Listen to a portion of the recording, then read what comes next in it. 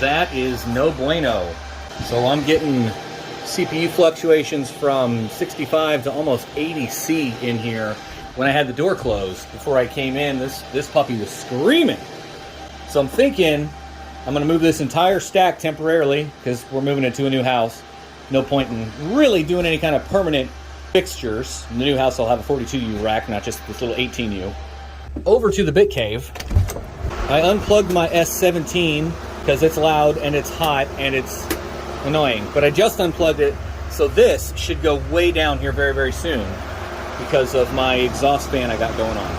I already measured it. I can stick the server rack right down here and actually angle it so with the door open I can pull the servers out and do hardware changes if needed, because you know, nothing else to do except wait around and negotiate back and forth on a house we're buying. So I'm gonna get to it.